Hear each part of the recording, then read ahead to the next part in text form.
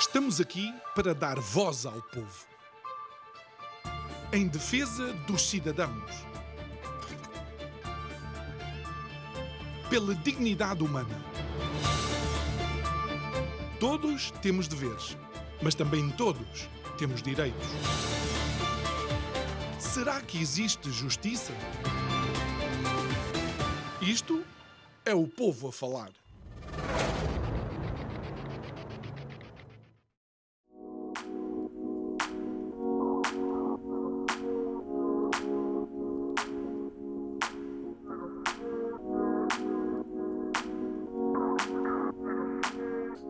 Olá, muito boa noite e bem-vindos a mais um Isto é o Povo a Falar.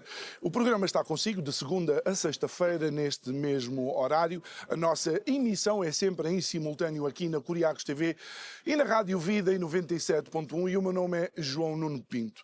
Se já notou que não estamos no nosso estúdio habitual, olha, é porque está bastante atento e, na realidade, a Curiacos TV resolveu aceitar o amável convite do eurodeputado António Tanger Correia, eleito eurodeputado pelo partido Chega, mas eu continuo a ter que chamá-lo o senhor embaixador António Tanger Correia, porque ainda nem sequer a aventura do partido Chega se vislumbrava no horizonte do senhor embaixador e já ele era um convidado habitual do Isto é o Povo Falar. Então é com muito orgulho e com todo o gosto que estamos aqui num dos muitos estúdios que estão disponíveis aqui em Bruxelas, precisamente com o Sr. Embaixador. Sr. Embaixador, muito obrigado. Muito obrigado eu pela companhia e realmente tem toda a razão. Já faz uns largos anos que nós nos encontramos pela primeira vez, começámos com assuntos náuticos e depois sobre a vela e depois passámos a assuntos um bocado mais sérios, geopolítica e não sei o quê. E realmente foi sempre uma presença muito agradável na Curiacos TV. E Isto é o Povo a Falar, que é um programa que de facto prima pela qualidade, como há muito pouco em Portugal. Muito obrigado, Sr. Embaixador. E é de facto, são estes momentos que validam a televisão e o contacto de facto entre nós, jornalistas, e também vocês, os nossos convidados. Estamos aqui no centro de muitas das decisões que são tomadas para a nossa Europa e para os nossos países, mas eu quero de imediato saltar para algo que está dentro daquilo que é o âmbito da sua carreira, que é a diplomacia e de facto aquilo que nós vemos com conflitos que não esperaríamos enquanto falávamos de vela há alguns anos atrás, mas vemos alguma irrelevância diplomática da Europa. Sim, principalmente a parte da Comissão que quis tomar para si a parte diplomática da União Europeia. Foi um erro, foi o Tratado de Lisboa basicamente que levou a essa situação. Eu sou contra, sempre fui. Acho que vivíamos muito bem com o Tratado de Maastricht e vivíamos muito bem com a colaboração de países soberanos. Assim que tentaram meter, digamos, uma instituição como a Comissão a fazer política externa, é evidente que não podia funcionar por várias razões. Primeiro, porque não é a política externa dos vários países que compõem a União Europeia, dos 27, não é uniforme. A linha A. A linha B, porque os funcionários diplomáticos que os 27 enviam para a Comissão não são profissionais, a maior parte deles. E em terceiro lugar, a liderança não é boa. Portanto, há aqui toda uma quantidade de fatores que realmente não ajudam. E depois, é evidente que a União Europeia já dá muito tempo a esta parte, tem como prioridade dar dinheiro. Ou seja, é o banco dos conflitos, é o banco dos países que lhe interessam comprar, digamos assim, e, portanto, a certa altura não tem força política, não tem força militar, não tem força que faça ser um parceiro credível e atuante nos conflitos internacionais. E de alguma forma vemos, por exemplo, países que ainda não deixámos entrar na União Europeia, como a Turquia, a tentar mediar alguns conflitos. Vemos o próprio Paquistão, que ainda há pouco tempo albergava algumas células terroristas, a mediar conflitos, mas vemos uma União Europeia que, inclusive, quando outros líderes mundiais falam com algum desdém e mesmo com alguma comicidade em relação aos representantes dos europeus. Pois, infelizmente é verdade. Infelizmente é verdade e a Comissão Europeia vive demasiadamente para si própria E tem vários países, o Qatar também quer mediar, digamos, o conflito no Médio Oriente, mas se reparar bem, são tudo países que eu não tenho nada contra os países, mas são países com alguns problemas de credibilidade e de parcialidade. Mas há quem diga que a União Europeia começa já a ficar ferida também dessa imparcialidade, não é? Pois começa porque começa a tomar lados, que não pode. Os únicos lados que a União Europeia poderia tomar são os lados dos seus próprios membros e não de terceiros. E esse é outro fator também que leva a que a União Europeia não tenha essa necessária credibilidade. Dentro daquilo que é o grupo, a família política do Chega, como é que estes tipos de conflitos são geridos dentro das posições que por vezes diferem? Bem, dentro da nossa própria família, as posições não diferem muito. Ok. Nós tentamos acomodar uns aos outros relativamente, se quer um exemplo, que provavelmente está a pensar nele, a guerra da Ucrânia. Na guerra da Ucrânia há países que estão 100% ao lado da Ucrânia, dentro dos patriotas, o Chega é um deles, e há outros países que são muito céticos em relação à ajuda que a Europa deve dar à Ucrânia, porque consideram que isso prolonga o conflito, mais mortes, mais destruição e também uma maior pressão sobre os contribuintes europeus, porque todo o dinheiro que a União Europeia dá é dinheiro dos contribuintes. A União Europeia em si própria não tem dinheiro nenhum, Sim, é o dinheiro dos cidadãos. Ainda não encontrei nenhuma rua em Bruxelas com árvores com notas de 500 ou 200. Exatamente. Portanto, mas mesmo assim nós tentamos acomodar uns aos outros e tentamos não entrar em conflito interno. Aliás, conseguimos não entrar em conflito interno entre nós. Mas quer dizer, há sempre um exercício diplomático em certos temas, não é em todos. Por exemplo, no Green Deal ou na imigração, estamos todos de acordo na mesma, pelo mesmo diapasão, não há problema nenhum. Até com outros grupos. E já lá vamos ao Green Deal, mas deixe-me só aproveitar, porque há algo que eu já tenho alguma dificuldade em ver que esteja a resultar, são as intermináveis sanções à Rússia. Por exemplo, já desde 2014, eu creio que a Rússia tem as maiores sanções da história das sanções, passa a redundância, mas não resultam efetivamente. Sabe que eu não sou a favor de sanções, há muitos anos. Já quando estava na Jugoslávia de Milosevic, a União Europeia impunha sanções. Nunca funcionaram. Porque há sempre uma porta aberta do outro lado. Portanto, a Rússia está a exportar mais petróleo e mais gás agora do que estava antes. Portanto, em termos de receitas, a Rússia, mesmo com as sanções europeias, está mais afluente agora do que estava antes das sanções. E depois acabamos nós, europeus, muitas vezes a comprar petróleo russo. Portugal compra petróleo russo. Em Sines vão lá desembarcar navios, ainda hoje. E dizem, daqui a 2 anos acaba. Se calhar 2 anos já acabou a guerra, já começa outra vez a comprar. Mas quer dizer, ou então compramos petróleo a terceiros que compraram à Rússia, sai-nos mais caro. E outra coisa, para terminar esta parte, que eu já vou ouvindo de alguma forma na rua e com os meus amigos, eles tentam perceber porque é que a Europa congela os bens de oligarcas russos e quando é o Ocidente ou a Europa a intervir, nunca os Bill Gates da vida e outros ficam com os seus bens congelados. Porque há os amigos e os outros. É como as eleições. A Comissão Europeia apoia determinados candidatos e desapoia ou combate frontalmente outros, porque são os amigos que estão prontos a fazer o que a Comissão quer e são os outros que não estão pelos ajustes de fazer o que a Comissão quer. Há uns mais congelados há uns mais congelados que outros. Olha, e por falar em congelados, não é brincadeira nenhuma, a crise energética. Aquilo que nós vemos é que há um conflito, vá longe de muitos países europeus, mas são cidadãos europeus a pagar a fatura da crise energética, não só pelo conflito, pelas guerras em si, mas também pela política energética, uma aposta nas renováveis que custa a entender. As renováveis que não são renováveis, são intermitentes. E daí provocarem, como provocaram o apagão na Península Ibérica, que foi dramático, podia ter sido muito pior e provavelmente no futuro vai ser pior. Nós não podemos estar a apostar em tecnologias que não têm futuro. Não têm futuros, placas solares poderão ter um mini futuros, digamos assim, para aquecer a água das casas, para fazer isto. Agora, como fonte de energia primária, não tem hipótese nenhuma, nem as eólicas. São caríssimas, nunca ninguém fez um estudo como deve ser da dicotomia preço que elas custam e a vantagem energética que elas têm. E o que é que vai fazer daqui a 10 anos, 8 anos, quando as placas solares estiverem fora de de prazo. Onde é que elas vão parar? Vão fazer cozida à portuguesa de placas solares? E as eólicas, as pás, aquilo no mar dura muito pouco.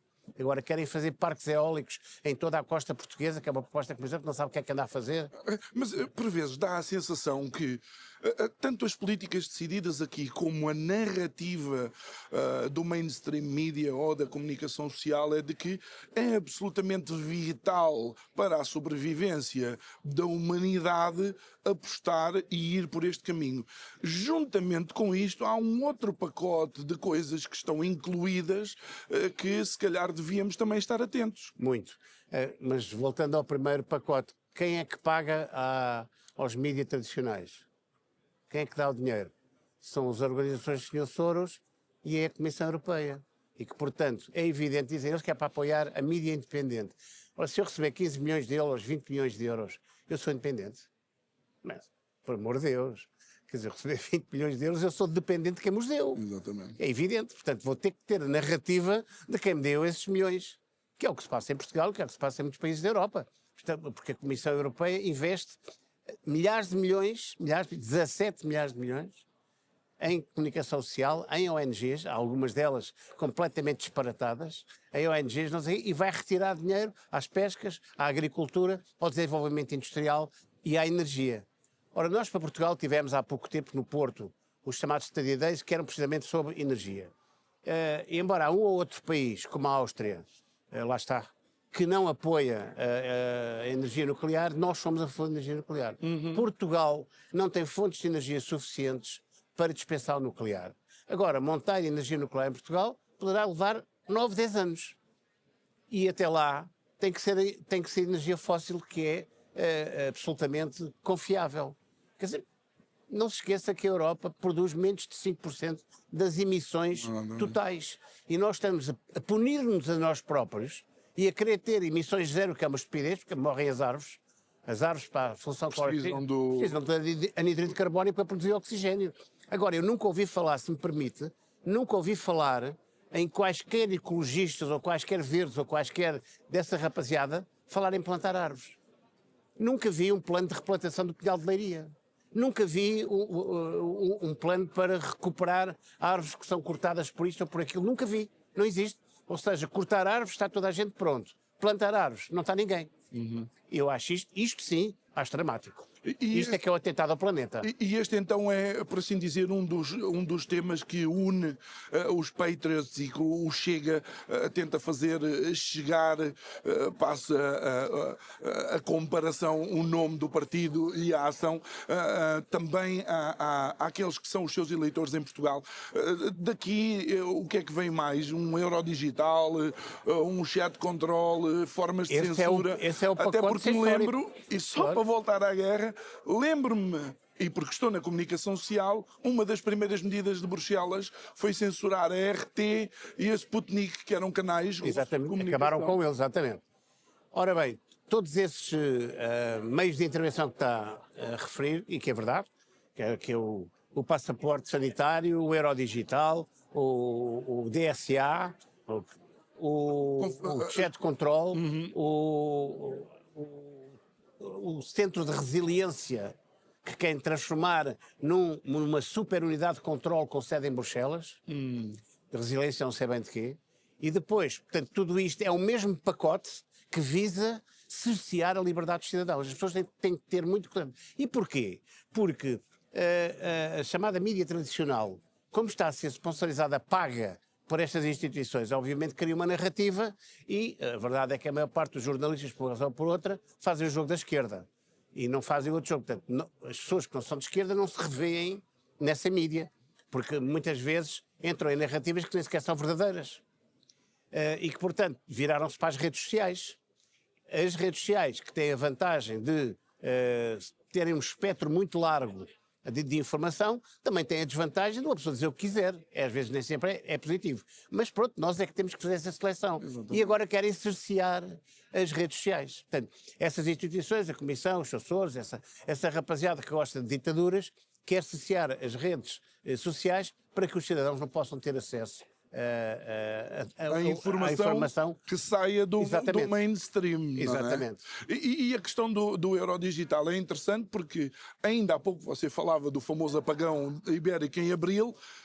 Se só fosse dinheiro digital, como é que as pessoas iam adquirir o que quer que seja? Não iam.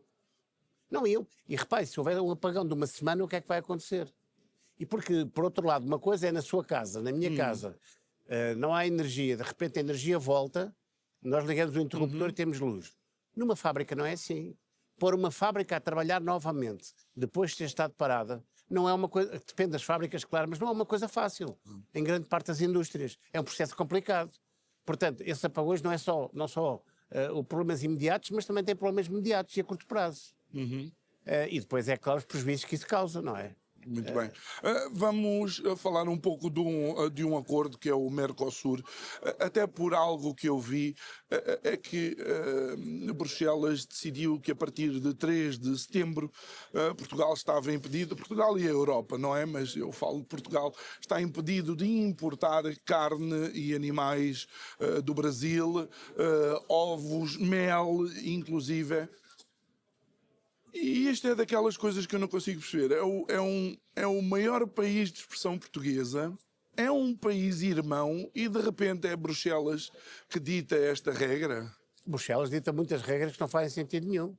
Agora, o que é importante é que nos aspectos fitossanitários o Brasil e os outros países da América do Sul cumpram as mesmas regras que nós cumprimos, porque senão estamos a pôr os nossos agricultores, os nossos cultivadores, os nossos produtores de carne numa posição de grande desvantagem. Concorrência desleal, de alguma forma. Concorrência desleal, exato. Não, de toda, absolutamente. Sim, de toda a forma. Portanto, se eu gasto 10 para produzir este produto e se aquele gasta 2... Portanto, o consumidor vai à procura do 2, é evidente. Mas ainda assim, isso pode, lá está, uma diplomacia vinda de Bruxelas pode criar muitas vezes tensões em países que até são países irmãos. Não é vinda de Bruxelas, mas da Comissão, não é do Parlamento. Da Comissão. Portanto, nós temos que ter muita atenção de onde é que saem as coisas. Então estamos a falar de Van der Leyen, sim. António Costa... Sim. António Costa não, António Costa é Conselho. Okay. Mas Van der Leyen e Comissão e o Colégio de Comissários. É evidente que obedecem à Van der Leyen, têm ali a batuta na mão e que têm uma agenda muito clara, que é acabar com a agricultura na Europa, acabar com as pescas na Europa, importar cidadãos de tudo quanto é sítio, que é para que nós sejamos, no fundo, domados e afogados com esta imigração ilegal. É uma questão que ainda paira aqui por Bruxelas. A questão. Não, nós já tivemos vitórias agora na remigração e em sistemas para parar esta imigração descontrolada, porque as pessoas às vezes fazem confusão entre ser contra a imigração e ser contra a imigração descontrolada. Imigração sempre houve. Aliás, os acordos de Schengen prevêem esse caso de imigração, ou seja, se é precisa neste setor, daquele setor, abre-se as portas para que haja imigração. Agora, vi tudo ao molho e fé em Deus assinar um papel a dizer vou procurar trabalho em Portugal, além de ser ilegal, dá cabo do nosso país, da nossa cultura, e dá cabo digamos, do tecido social do que é Portugal e de outros países europeus, que obviamente a criminalidade subiu e de que maneira. É evidente que nesses sítios onde há essa imigração descontrolada, principalmente vinda de países não cristãos, chamemos assim, em que não têm o mesmo comportamento que nós temos, é evidente que isso vai causar tremendos prejuízos às nossas sociedades, já está a causar, e vai ser pior se não pararmos isso. E olhando para isso, dando um saltinho a Lisboa, acha que o Tribunal Constitucional decidiu que achava que tinha que decidir, mas aqui perdeu a possibilidade de Portugal ter uma ferramenta para dissuadir, digamos, cidadãos que não cumpram a lei de se aproveitar da nacionalidade portuguesa? Com certeza, que aliás que é uma nacionalidade, que era uma nacionalidade com grande responsabilidade e muito com grande... o passaporte é muito abrangente, o passaporte português, por exemplo. Era uma nacionalidade. Hoje em dia, qualquer gato de sapato pode ter um passaporte português. Mais difícil do que os próprios portugueses. Mas isto é uma coisa que foi, nos últimos anos, foi aberto e foi mal aberto. E agora, com o acordo com a Índia, patrocinado por Costa, que a Van der Leyen assinou, vai abrir uma porta para toda a Europa. Especialmente porque a atividade económica para onde vêm esses novos residentes em Portugal não é de alto valor acrescentado, Não. porque se fossem os programadores indianos sim, sim. ou alta tecnologia... Isso aí sim. Aí sim. Engenheiros, eles têm muito bons técnicos, por exemplo, os indianos. Mas não são esses que estão a vir. Não são esses e vêm demais. E estão no desemprego, estão a causar problemas na segurança social, estão a criar problemas nos hospitais, que já não têm capacidade, estão a criar problemas em todo o sistema social português, mesmo que não seja em ações negativas, a mera presença entope tudo. As nossas grávidas já não podem ter vagas nos hospitais, as nossas creches, já os portugueses de origem já não podem pôr as crianças ocupadas por estrangeiros. Isto não pode ser assim. Quer dizer, nós temos que... O Trump diz e tal, América primeiro. Mas não, nós é Portugal primeiro. Aliás, tenho 40 anos de carreira diplomática e sempre pus Portugal à frente do resto. Portanto, nós temos que ter a noção que é Portugal primeiro. Nós construímos este país, os nossos avós construíram este país, os nossos trisavós construíram este país. Este país tem vindo a ser construído desde Dom Afonso Henriques e nós não podemos, de forma alguma, dispensar esta história e estas tradições. Ainda agora tenho ali uma exposição que organizei sobre tapetes de arraiolos. Para quê? Porque é uma tradição portuguesa, é uma presença portuguesa. E nós não podemos abrir mão disso.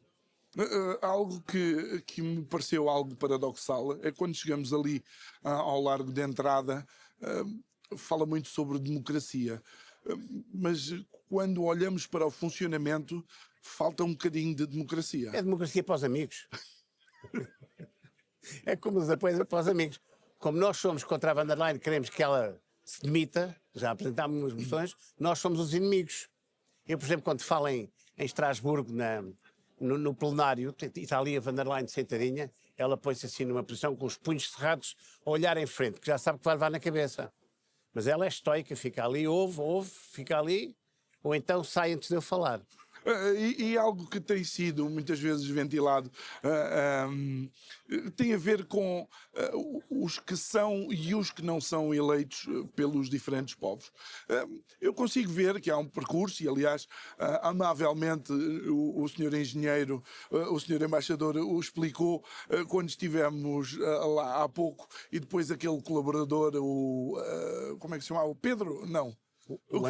O António, que ficou lá a explicar. Mas há de facto ali um momento em que são pessoas não eleitas que estão a tomar decisões que nos vão impactar a todos. Sem dúvida, impactam mesmo. O problema é esse, é que são decisões que teoricamente não têm possibilidade de as tomar, porque no fundo a Comissão seria uma mera guardiã dos tratados e no fundo está a funcionar como um executivo todo poderoso que nos impõe regras que não tinham que impor. Algo que, e por falar em regras, algo que está a ser equacionado também, creio que é o desaparecimento da regra da unanimidade. Isso No Conselho. No Conselho, sim. Isso é bom, é mau? Como é que... É o suicídio dos pequenos e médios países. É só isso. Nós não temos capacidade de voz ativa em nada.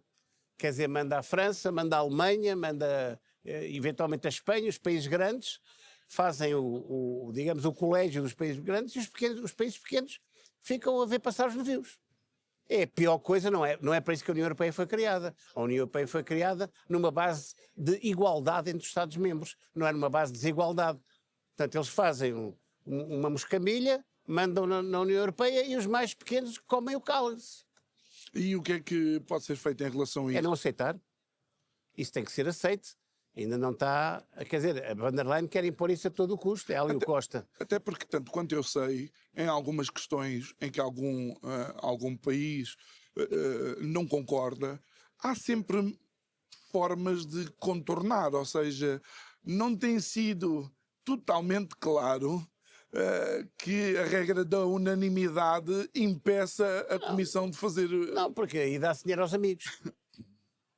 Aos países pequenos, que por algum acaso, ou por países médios, olha, Portugal, eu não aceito que o Montenegro, depois de tomar posse no primeiro governo, que ele foi primeiro-ministro, em Belém, à noite, imagina uma pessoa tomar posse à noite, nem pode ir beber uma cerveja com os amigos para comemorar. Mas está uma poça à noite. E às 7 da manhã estava num avião para Bruxelas, para vir lamber as botas à von der Leyen. Então ele vem, lama as botas, von der Leyen diz, agora tens estes créditos, tens um PRR, tens isto, tens aquilo, tens aquilo outro. E é a forma de comprar o voto dele. Portanto, o Montenegro, como a comunicação social, o Montenegro nunca vai votar a favor da regra da unanimidade. Vai sempre votar contra a regra da unanimidade. Porque por baixo... Só que há de haver um dia em que o cacau não chega. As pessoas falam muito na entrada da Ucrânia na União Europeia. Também penso que é um assunto que é interessante. Para já, a Ucrânia não tem condições de entrar na União Europeia. Não tem os critérios, os chamados critérios de Copenhaga, não os tem nem democráticos, nem critérios de direitos humanos, etc. Não, nem pouco mais ou menos. E económicos também. No dia que a Ucrânia entrar na União Europeia, todos os países da coesão, nos quais se inclui Portugal, vão ficar a ver navios em termos de dinheiro. Vai ser o próximo grande É uma depósito. brutalidade. É uma brutalidade. Vai ser a caverna do Alibaba. E os pequenos países da coesão. Além do mais, quer dizer, eu tenho seríssimas dúvidas que a cultura de um país como a Ucrânia se possa integrar numa cultura como aquela que nós temos vindo a desenvolver ao longo do tempo. Vamos lá ver, mas isto causa-me alguma perplexidade, Sr. Embaixador, porque se por um lado nos pedem para integrar, por outro, quem conhece um pouco a situação da Ucrânia, por exemplo, a integração dos cidadãos russófonos não era integração nenhuma, era uma perseguição constante e inclusive à própria Igreja Ortodoxa de orientação russa. Pois são problemas muito complexos, nos quais a Europa não se devia meter. Eu tenho muita... Aliás, fui embaixador em Chipre, residente em Israel, mas fui embaixador em Chipre. E só um grupo de loucos é que vai aceitar Chipre entrar na União Europeia sem resolver o problema da partição da ilha. Por causa da Turquia. Claro. Então qualquer discurso que está aqui de um cipriota ou de um grego é bater na Turquia, país candidato. Agora repare, os países candidatos onde eu estive... Ou seja, Sérvia, o Fídias quando fala... aqueles é descasca pessegueiro. É descasca pessegueiro. Agora repare, países que já estiveram em muito melhores condições de ir à União Europeia, como a Sérvia, como o Montenegro, como inclusivamente de alguma forma a Macedónia, agora a Macedónia do Norte. Portanto, aqueles países balcânicos. Montenegro está próximo, também é um país mínimo, não é? A 600 mil habitantes, portanto, é um país mais pequeno que Lisboa em termos de habitantes. Ficam para trás, perdem... Não, quando eu estava, também fui embaixador na Macedónia, agora Macedónia do Norte, antigamente era a antiga República Jugoslava de Macedónia, uma confusão. Estava muito mais perto, a Bósnia também, está muito mais longe dos valores europeus neste momento, está muito dividida, e nós estamos a ajudar à divisão. Nós não é os patriotas. Os outros estão a criar um fosso entre os sérvios da Bósnia e os bosníacos, os muçulmanos. Ou seja, foi uma situação que ficou por resolver. O senhor embaixador esteve lá... Não, atenção, a situação ficou por resolver, mas conseguiu-se a paz. O que veio a seguir é que estragou o arranjo, porque se começou de alguma forma a partilhar o território da Bósnia e eu fazê-lo. Não é o problema dos sérvios, porque os sérvios têm a Sérvia, têm a Macedónia, têm uma série de sítios, até podem ficar sozinhos. Não, é o problema da federação. E naquela altura, os croatas estavam ao lado dos muçulmanos, hoje em dia já não estão, os croatas estão ao lado dos sérvios. Então o que é que dá como resultado prático? É quanto nós mais insistirmos. Eles não falam com os sérvios, aqui no Parlamento Europeu. A única pessoa que fala com os sérvios sou eu. Os outros nem sequer falam como é que eles podem resolver um problema desses. E então, o que vai acontecer é ter o Estado muçulmano no coração da Europa, que é, digamos já o velho Ali Izetbegovic, é o que ele queria criar através da Zetra, que era a linha verde. Porque Bihać, que é uma cidade ao norte da Bósnia, que fica na Federação, portanto na parte muçulmana, fica a 45 km de Zagreb. É logo ali. A mesquita, não sei se esteve dentro da problemática da construção de uma mesquita em Ljubljana, na Eslovénia. Bem, levantou o problema porque os habitantes não queriam, que são católicos, e não queriam lá uma mesquita. Mas todos os fins de semana vinham trabalhadores dessa zona de Bihać, na Bósnia, para construir a mesquita. Até que conseguiram construir a mesquita. E que é um problema grave em termos sociais na Eslovénia. Mas, portanto, eles continuam a avançar e fazem fronteira, já tem uma mesquita aí, depois uma mesquita ali, depois uma mesquita lá. Eu não tenho nada contra a prática do culto, eu tenho é contra a marcação do terreno, de território por forças que não se querem integrar. Atenção, nós sempre tivemos imigração em Portugal, como se recorda. Claro. Os primeiros imigrantes foram os templários, que ajudaram à independência nacional, mas eram pessoas que se integravam, que mais tarde ou mais cedo colaboravam na cultura portuguesa ou faziam parte dela. Isso, mesmo toda a imigração que tínhamos da África e tudo, como sabe, nunca tivemos problemas. Não. Mesmo a primeira leva de imigração brasileira também não teve problemas. Agora é que temos problemas, que estão a vir os criminosos todos, o primeiro comando da capital, o comando vermelho, aquela coisa todas, e que se estão a espalhar pela Europa. Olha, Sr. Embaixador, uma vez que... Mas já estamos aqui a divagar um bocadinho. Não, uma vez estivemos a falar de alguns conflitos, eu queria colocar uma questão que também vai lançando alguma preocupação. Eu creio que a Comissão já pede aos países membros para que harmonizem o armamento, ou seja, para que de alguma forma todos utilizemos o mesmo tipo de armamento nos diversos setores das nossas forças armadas. Qual seria depois o próximo passo? Um exército europeu? É o que ela quer. Isto é uma coisa extraordinária. Isso já existe, esse conceito, na NATO. Portanto, há os calibres NATO, há as armas NATO, enfim, de alguma forma, agora vieram os países novos que não tinham, mas passam a ter e tal. Bom, o conceito não é novo. Na NATO nunca houve uma integração militar. Havia uma cooperação militar, que é uma coisa completamente diferente. Não sei se lembram, há uns anos atrás, nós, por exemplo, tínhamos a Brigada Mecanizada, em termos de NATO, situada nos Alpes italianos, o que era uma coisa um bocado estranha, ter a nossa brigada mecanizada lá em cima nos Alpes, quando eles não são tropas alpinas, mas enfim. Mas a ideia era cooperávamos assim. Mas agora, esta quer fazer, a van der Leyen, quer fazer o exército europeu. Quando foi ela que destruiu o exército alemão? A energia nuclear é a mesma coisa, agora vem com a história do nuclear. Quando foi ela que destruiu a energia nuclear na Alemanha? Quer dizer, assim, nós não podemos viver. Quer dizer, é conforme os interesses que se vão mexendo, assim se mexe a Comissão Europeia, de um lado para o outro. E eu penso que nós temos rapidamente que mudar de atores na Comissão Europeia, senão a Europa está claramente em perigo. Olha, e deixe-me colocar, uma vez que estamos a falar da Comissão, um outro ator, mas é agora um ator do Conselho, António Costa, que muito recentemente fez uma intervenção que nos surpreendeu a todos, porque conseguiu dizer que não podemos admitir que existam países na Europa onde os jovens gastam 100% do seu salário na habitação. 8 anos, 4 meses e 3 governos consecutivos, António Costa a liderar Portugal e aqui a criar a crise da habitação. E neste paralelo ele tem a coragem de dizer isto. Mas eu acho que há pessoas que realmente eu não compreendo como é que têm a desfaçatez de dizer estas coisas. Ele criou a crise da habitação em Portugal. Ele criou o problema da imigração desregulada em Portugal. E agora já diz que é preciso regular a imigração. E agora já diz isso que acabou de dizer, que não admite que um jovem pague 100% do seu salário para pagar a renda da casa. Mas eles andam a brincar connosco. Devem pensar que os portugueses e que os europeus comem todos gelados com a testa. São burros. Eu acho isto uma coisa extraordinária. Aliás, se reparar na atuação dele no Conselho, é nula. É nula. Anda para um lado, anda para o outro, diz umas coisas. Só um à parte, para o inglês que ele fala também é melhor não...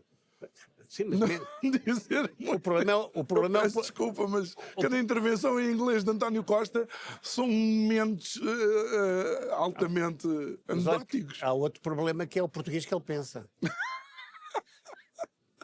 Sr. Embaixador, creio que, de alguma forma, apesar de estar aqui a acontecer em Bruxelas muito destes acontecimentos, destas decisões, destas tensões, diria mesmo, algo disto é alavanca para que o Chega esteja nas sondagens cada vez mais próximo do PSD e na possibilidade, eventualmente, até de ganhar as próximas legislativas? Eu quero acreditar que sim. Pelo menos o esforço que aqui fazemos é um esforço grande. Nós temos dias de 14 e 15 horas de trabalho. Como viu, nós somos conhecidos aqui. Hoje de manhã fomos recebidos pela Presidente do Parlamento Europeu, temos aqui a exposição, temos intervenções de fundo. Ontem eu fui o representante dos patriotas na reunião, numa conferência que reuniu os 4 partidos de direita, foi a primeira vez que isso aconteceu. O PPE, As o 4 famílias da as 4 direita. famílias da direita, nós e o SN, quatro vice-presidentes dos 4 partidos, pela primeira vez, se reuniram numa conferência e não se atacaram mutuamente. Não havia falta de razões da nossa parte relativamente ao PPE, não havia, mas contive-me e a bem da boa coordenação e da boa cooperação foi um discurso pela positiva. Aliás, todos nós tivemos um discurso pela positiva e eu espero que essa tenha sido uma pedra de lançamento de uma nova aliança, porque a maioria de direita existe no Parlamento Europeu. O PPE é que não quer assumir essa maioria connosco. Faz os equilíbrios com os socialistas, com o S&D. Aliás, se reparar aqui nestes mupis que aparecem aqui no Parlamento, tem uma série de iniciativas do PPE com o S&D. Okay. Não tem nenhuma connosco.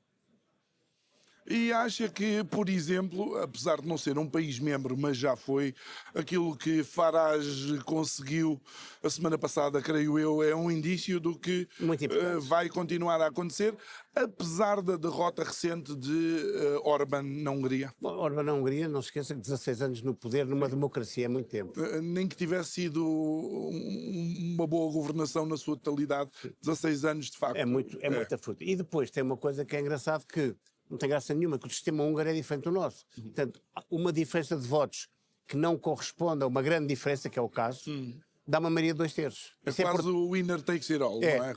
Praticamente, Okay. Isso foi uma coisa feita para dar, na altura, para dar continuidade aos governos e não estar sempre em eleições. Enfim, cada um encara aquilo como quiser. Claro. O que é facto é que inverteram-se as pedras e ganhou o Peter. Num Parlamento Magyar. que não tem nem um deputado de esquerda. Tem Nenhum. deputado. Não tem nenhum. Nenhum. Agora, vamos ver como é que ele vai gerir o partido, que é um partido multifacetado, não é como o Fidesz, que tem uma base homogénea de sustentação, o outro nem por isso. E como é que lê Farage? Não, eu acho que foi uma vitória fantástica. Ele tem um bocado mal feitio como pessoa. Mas acho que acho que os ingleses estão cansados e fartos de serem invadidos. E essa é a mensagem principal do Farage. E se ele tem feito um bom trabalho, é um gajo com experiência, esteve aqui no Parlamento Europeu vários anos, era conhecido aqui, tinha feito um bom trabalho, e acho que ele percebeu bem a Inglaterra e percebeu bem o que é que os ingleses queriam. E acho que não vai parar aqui. Vamos ver, porque também foi um ator inglês que, segundo Moscovo, acabou por minar um acordo de paz que ia ser assinado 3 ou 4 dias depois do início da guerra, quando Boris Johnson... Foi o próprio Boris Johnson. Exatamente. O próprio Boris Johnson, por 2 vezes, minou a paz na Ucrânia. Nesse aspecto, os ingleses, em termos internacionais, não são flor de cheiro. Alinham sempre pelo Atlântico, pelo lado lá do Atlântico. E alinham sempre por dividir a Europa. É um facto.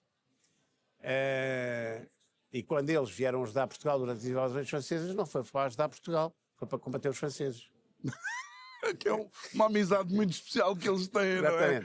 Ingleses, franceses e alemães fazem... Os ingleses combaterão sempre até o último francês, quer dizer, é conhecido. Seria uma maravilha. Aliás, há um episódio do Yes Minister que é fantástico, em que o assessor diz: não, ministro, a Rússia, não, a França é que é o nosso inimigo. A União Soviética, na altura. Tinha muita graça esse programa. Mas só uma coisa que eu queria chamar a atenção, se me permite, que é a Roménia. Na Roménia foi uma claríssima intervenção da Comissão. Com a retirada daquele candidato? Não, com dar fundos a ONGs, fazer chantagem com fundos europeus, e na última, já não falo do Georgiescu, que ganhou e anularam, sem razão. Falo depois do Simeone, mas o Simeone também fez uma coisa mal feita, a meu ver, foi que na última semana, ele tinha aquilo praticamente na mão, na última semana de campanha, pôs-se a passear. Foi a Itália ver a Meloni, foi à Polónia ver não sei quem. Dali não vem votos. Veio aqui passar 2 dias, eu apanhei aqui, fizemos aqui juntos um podcast.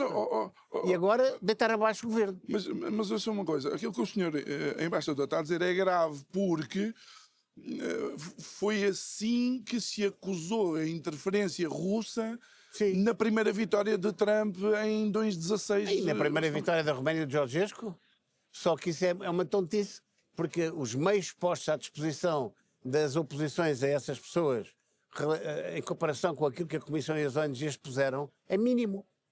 É mínimo. É uma fração dos milhões que foram largados lá. Senhor Embaixador, estamos nos últimos 7 minutos da nossa conversa. O que é que retira desta sua experiência? O que é que ainda falta alcançar? E o quanto é que em Lisboa, no Porto, em Faro, em Portugal, nós deveríamos saber daquilo que se passa aqui em Bruxelas? Ora bem, quanto à minha experiência, eu podia talvez um bocadinho ao contrário. São os 40 e tal anos de diplomacia que me dão uma grande experiência para estar aqui. Portanto, eu tenho um conhecimento, principalmente na Comissão de Assuntos Exteriores, que é mais importante e da qual eu sou coordenador, tenho imensa facilidade nos assuntos porque os conheço praticamente todos. Isso é ótimo. Desconheço os meandros da burocracia daqui, que nós temos tido algumas dificuldades, confesso, porque somos novos. Não. Mas, portanto, a experiência aqui, eu acho que aqui há a possibilidade de fazer coisas, temos feito coisas, temos negociado documentos que depois têm efeito prático na vida das pessoas. Dá trabalho? Dá. É custoso? É. Não é fácil? Não é. Mas com dedicação e com bastante esforço conseguimos levar a água ao nosso moinho. É evidente que, para mim, é evidente que estamos a trabalhar para uma Europa vista à nossa maneira. Claramente não é uma Europa federal, é uma Europa de países soberanos, nos quais Portugal tem que ter um papel determinante. E tem mais uma coisa, nós temos que colocar Portugal no centro da Europa em termos de relacionamento externo. Dizem que Portugal é um país... periférico. Não é. Se formos considerar como o Atlântico como a via principal da comunicação entre o Norte e o Sul, Portugal é um país central. E nós temos que ter, quer queiram, quer não, quer gostem, quer não, relações com os Estados Unidos da América e com o Canadá, seja qual for o governo. E os nossos relacionamentos históricos que só param para lá do Japão, por exemplo, não é? Sim, claro. Portanto, nós temos que ser um país central, temos abdicado disso, temos deixado que o centralismo europeu se desloque para leste, nós não podemos deixar que isso aconteça, principalmente agora, se me permite, com este interesse que tem suscitado o Alasca, nomeadamente, e toda aquela zona do norte da Europa, que é geoestrategicamente importantíssima. Groenlândia, por aí fora. O interesse dos americanos da Groenlândia não é a Groenlândia. Eles estão associados para a Groenlândia. Eles, estrategicamente, é que lhes é importante a Groenlândia. Podem fazer um acordo qualquer, é igual a integrarem a Groenlândia. Agora, nós temos cabos submarinos, passam por Portugal, nós temos uma posição atlântica extremamente importante, portanto nós temos que ser parte disso. Temos que ser e temos que nos afirmar como tal. E também trazer para a Europa, não é aquela treta que nós somos uma ligação com a África e com a América do Sul, que isso já se provou que não somos capazes, mas que somos sim capazes de ser uma ligação entre a Europa Atlântica e a Europa Central. Isso nós temos que o fazer. E para isso temos que nos virar para o mar. Não é ser menos europeus, é dar uma vertente marítima à Europa. E aí sim nós temos que apostar nessa carta. E acha que há um ressurgir da diplomacia no meio destes conflitos, alguns deles inesperados, há um ressurgir do ter que nos sentar à mesa com pessoas que têm uma visão diferente e tentar encontrar pelo menos algum... Já não. Ainda não. E quanto àquilo que disse, as pessoas em Portugal serem informadas do que se passa aqui, é fundamental. É importantíssimo. Por isso é que nós fazemos estas visitas, convidamos as pessoas, mas também eu tenho-me esforçado nas redes sociais de dar uma imagem daquilo que se pode para aqui. Não é o que eu faço, é aquilo que eu vejo. Portanto, eu funciono como uma espécie de câmara, em que é aquilo que eu não vejo, não posso reportar, mas aquilo que eu vejo, eu reporto. E tenho tido aceitação. Se eu vir o crescimento que eu tive nas redes sociais de praticamente 0 ou 10 likes para 6.000, foi um crescimento exponencial. E acho que as pessoas, pelo menos há um nicho de pessoas que têm acompanhado aquilo que eu faço aqui. Uns gostam, outros não gostam, mas pelo menos sabem o que é que se está a passar. Se isso tem alguma influência relativamente ao Chega e ao crescimento do Chega, não sei. Gostava de dizer que tem, mas não sou capaz de dizer que tem. Mas pelo menos numa certa elite, digamos assim, portuguesa, elite intelectual que se interessa por estes assuntos, tem. Muito bem. Eu não gosto de personalizar, mas há uma pessoa que tem sido também um pivô nesta nossa viagem até aqui, que é alguém que também é nosso convidado quando pode, no Isto é o Povo a Falar, que é o Zé Maria Matias. Quão importante é, de facto, também um eurodeputado com a sua dimensão rodear-se de pessoas jovens, capazes e com a paixão também de levar os interesses que o Chega representa até a bom porto. Sim, o único velho no gabinete sou eu, o resto é tudo novo. Não era isto que eu queria dizer, mas pronto. Mas é o facto. Mas vou-lhe dizer uma coisa, sem estar aqui a tentar vangloriar, nós temos um dos melhores gabinetes do Parlamento Europeu. Porque não é só o Zé Maria, temos o Daniel Pontes, temos que tem 3 mestrados, temos a Dina, que tem, que é doutorada magna cum laude na Católica. Eu só falei no Zé porque eu acho que Tem há uma festa para breve e eu quero aproveitar. Bom, mas isso eu pago aos copos de qualquer maneira. Mas quer dizer, e depois temos uma coisa, é que é um gabinete onde toda a gente se entreajuda muito e se dá muito bem, isso é muito importante. Muito bem, Sr. Embaixador, no último minuto e depois eu pego para terminar. Seria importante, de facto, que canais independentes como a Curiacos TV pudessem vir cá com frequência e falar consigo e com outros eurodeputados e conhecer bem a realidade de Bruxelas. Seria extremamente importante, diria mesmo essencial. A minha pergunta é se há assim tantos canais como esse. Pois, eu tenho que agradecer se refere à nossa liberdade e independência, agradeço de facto. Claro, que não é, infelizmente, não são os mais comuns. Muito bem. Senhor Embaixador, muito obrigado por ter estado aqui connosco. Obrigado por nos ter trazido até aqui, a si, à sua equipa. Desejamos, de facto, a continuação de um excelente trabalho e que possam alcançar os vossos objetivos e que esses vossos objetivos também se alinhem com os objetivos de nós que estamos lá em Portugal e possam melhorar a nossa vida. A mim, enquanto jornalista, interessa-me muito a liberdade de expressão. E se é isso que combatemos, que você combate e defende, estamos de facto do mesmo lado da barricada.